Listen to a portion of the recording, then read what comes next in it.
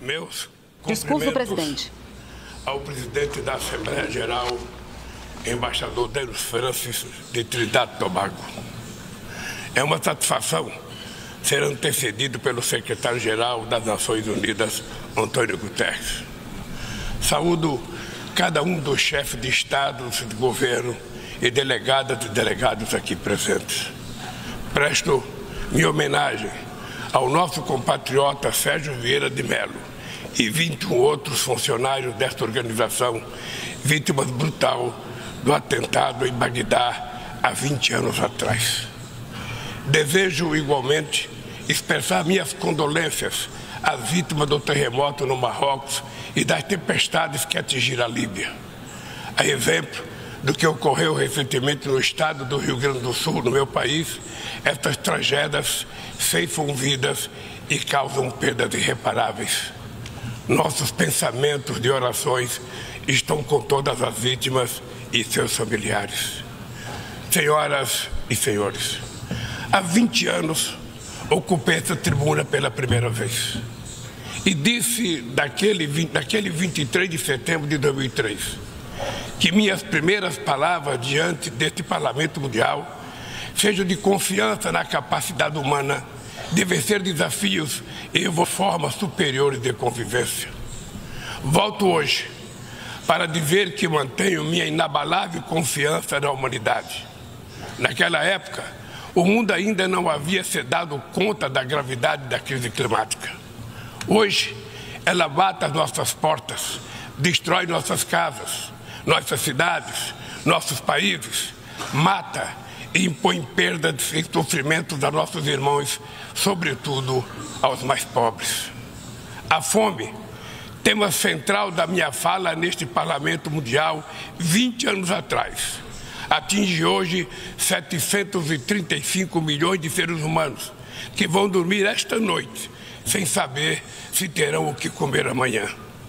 O mundo está cada vez mais desigual. Os 10 maiores bilionários possuem mais riqueza que os 40% mais pobres da humanidade. O destino de cada criança que nasce nesse planeta parece traçado ainda no ventre de sua mãe. A parte do mundo em que vivem seus pais e a classe social a qual pertence sua família irão determinar se essa criança terá ou não oportunidades ao longo da vida. Se irá fazer todas as refeições ou se terá negado o direito de tomar café de manhã, almoçar e jantar diariamente. Se terá acesso à saúde ou se irá sucumbir a doenças que já podiam ter sido erradicadas. Se completará os estudos e conseguirá um emprego de qualidade ou se fará parte da legião de desempregados, subempregados e desalentados que não para de crescer. É preciso, antes de tudo, vencer a resignação que nos faz aceitar tamanha injustiça como fenômeno natural. Para vencer a desigualdade, falta vontade política daqueles que governam o mundo. Senhoras e senhores, se hoje eu retorno na honrosa condição de presidente do Brasil, é graças à vitória da democracia em meu país. A democracia garantiu que superássemos o ódio, a desinformação e a opressão. A esperança, mais uma vez, venceu o medo. Nossa missão é unir o Brasil e reconstruir um país soberano, justo, sustentável, solidário, generoso e alegre. O Brasil está se reencontrando consigo mesmo, com nossa região, com o mundo e com o multilateralismo. Como não me canso de repetir, o Brasil está de volta. Nosso país está de volta para dar sua devida contribuição ao enfrentamento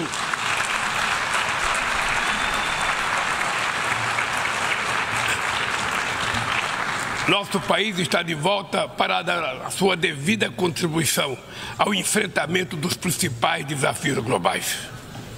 Resgatamos o universalismo da nossa política externa, marcada por diálogo respeitoso com todos. A comunidade internacional está mergulhada em um turbilhão de crises múltiplas e simultâneas. A pandemia da Covid-19 crise climática e a insegurança alimentar e energética ampliada por crescentes tensões geopolíticas.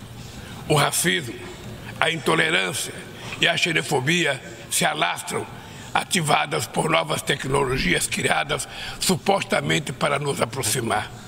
Se tivéssemos que resumir em uma única palavra este desafio, ela seria desigualdade. A desigualdade está na raiz destes fenômenos ou atua para agravá-los. A mais ampla e mais ambiciosa ação coletiva da ONU, voltada para o desenvolvimento, a Agenda 2030, pode se transformar no seu maior fracasso. Estamos na metade do período de implantação e ainda muito distante das metas definidas. A maior parte dos objetivos de desenvolvimento sustentável caminha em ritmo muito lento. O imperativo moral e político de erradicar a pobreza e acabar com a fome parece estar anestesiado. Nesses 7 anos que nos restam, a redução da desigualdade dentro dos países e entre eles deveria se tornar o objetivo síntese da Agenda 2030. Reduzir as desigualdades dentro dos países requer incluir os pobres nos orçamentos nacionais e fazer os ricos pagar impostos proporcionais ao seu patrimônio.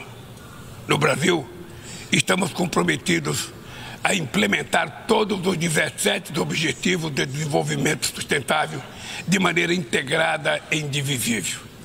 Queremos alcançar a igualdade racial na sociedade brasileira por meio de um 18º objetivo que adotaremos voluntariamente.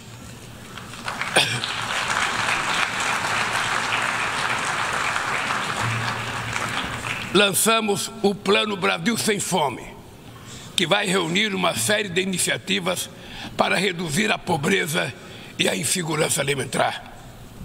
Entre elas está o Bolsa Família, que se tornou referência mundial em programa de transferência de renda para famílias que mantêm suas crianças vacinadas e na escola. Inspirados na brasileira Berta Lutz, pioneira na defesa da igualdade de gênero na Carta da ONU, aprovamos a lei que torna obrigatória a igualdade salarial entre mulheres e homens no exercício da mesma função.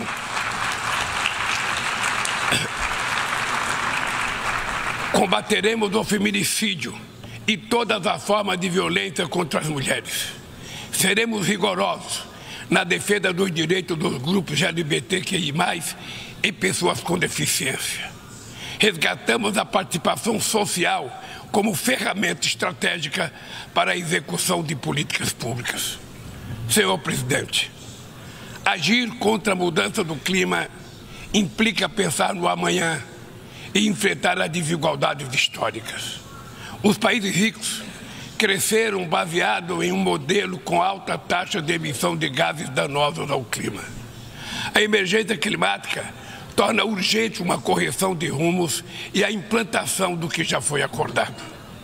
Não é por outra razão que falamos em responsabilidades comuns, mas diferenciadas.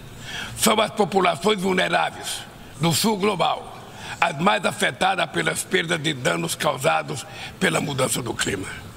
Os 10% mais ricos da população mundial são responsáveis por quase a metade de todo o carbono lançado na atmosfera.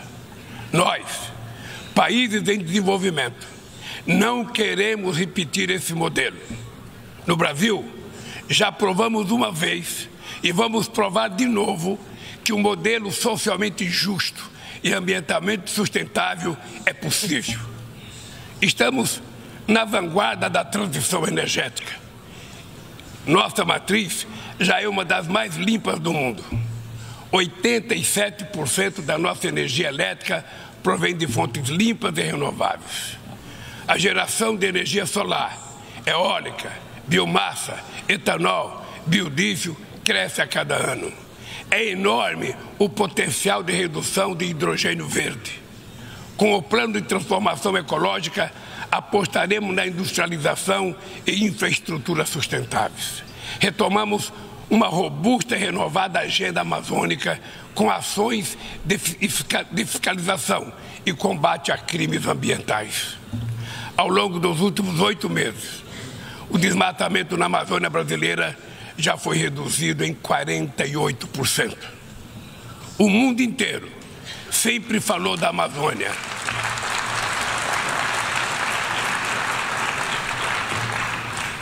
O mundo inteiro sempre falou da Amazônia. Agora é a Amazônia que está falando por si mesma. Sediamos há um mês a cúpula de Belém no coração da Amazônia e lançamos uma nova agenda de colaboração entre os países que fazem parte daquele bioma. Somos 50 milhões de sul-americanos, amazônidas, cujo futuro depende da ação decisiva e coordenada dos países que detêm soberania sobre os territórios da região. Também aprofundamos o diálogo com outros países detentores de florestas tropicais da África e da Ásia. Queremos chegar à COP28 em Dubai com uma visão conjunta que reflita sem qualquer tutela as prioridades de preservação das bacias amazônicas do Congo e do Bornéu-Mekong, a partir das nossas próprias necessidades.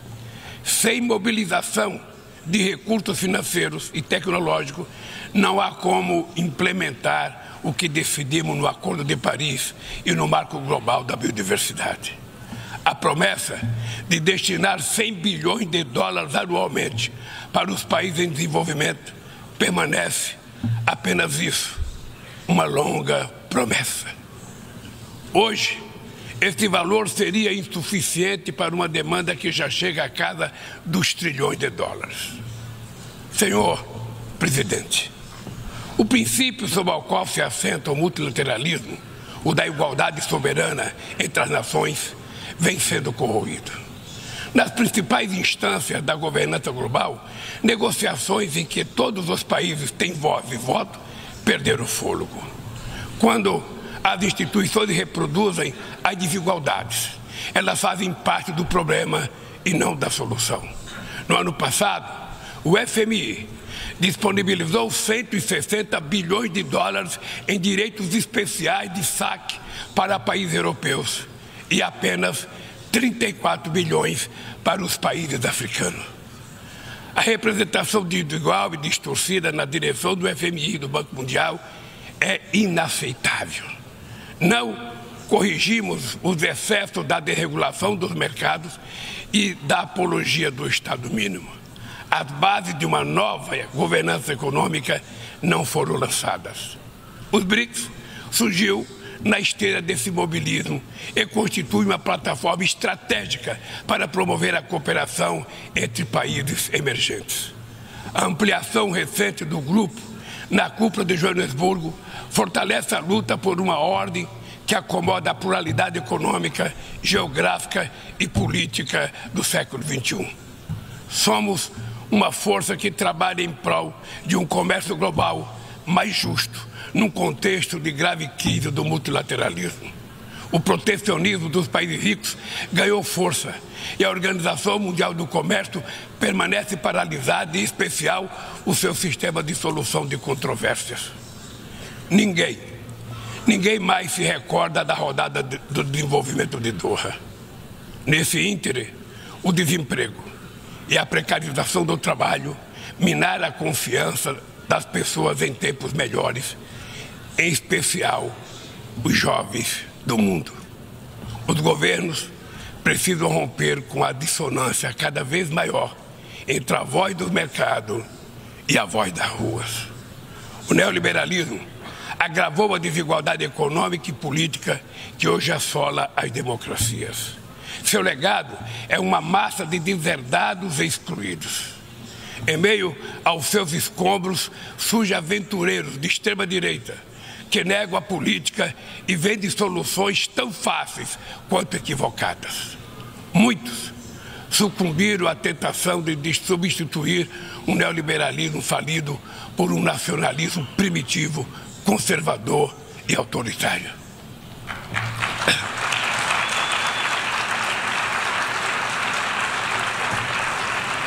Repudiamos uma agenda que utiliza os imigrantes como bodes expiatórios, que corrói o estado de bem-estar e que investe contra o direito dos trabalhadores. Precisamos resgatar as melhores tradições humanistas que inspiraram a criação da ONU. Políticas ativas de inclusão nos planos cultural, educacional e digital são essenciais para a promoção dos valores democráticos e da defesa do Estado de Direito. É fundamental preservar a liberdade de imprensa. Um jornalista como Julian Assange não pode ser punido por informar a sociedade de maneira transparente e legítima.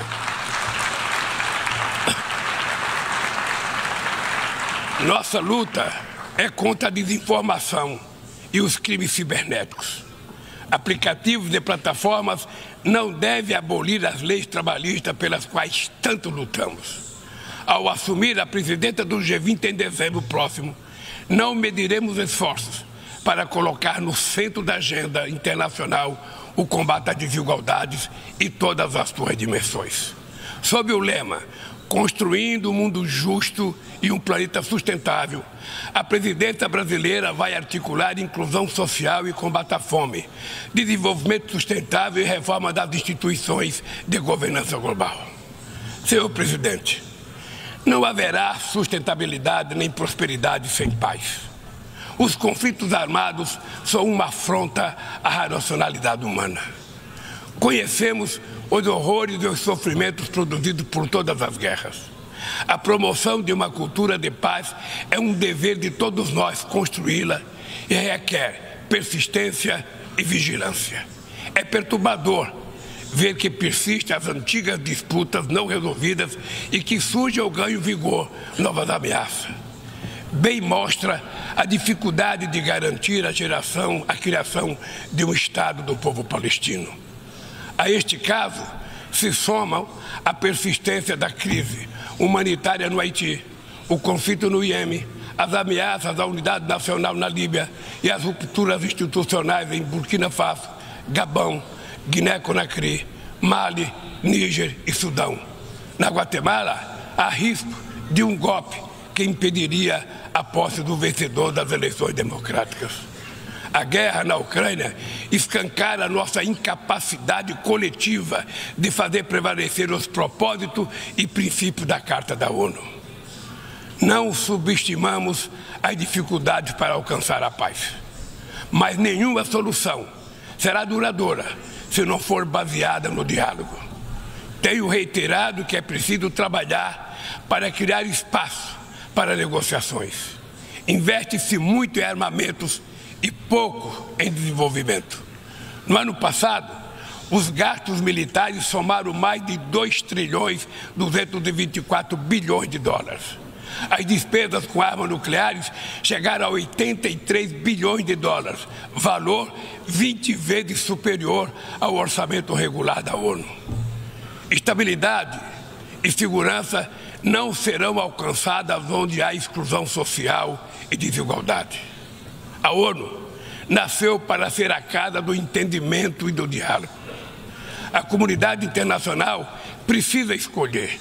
De um lado está a ampliação dos conflitos, o aprofundamento das desigualdades e a erosão do Estado de Direito. Do outro, a renovação das instituições multilaterais dedicadas à promoção da paz. As sanções unilaterais causam grande prejuízo à população dos países afetados. Além de não alcançarem seus alegados objetivos, dificultam os processos de mediação, prevenção e resolução pacífica de conflitos. O Brasil seguirá denunciando medidas tomadas sem amparo na Carta da ONU, como o embargo econômico e financeiro imposto a Cuba e a tentativa de classificar esse país como Estado patrocinador do terrorismo.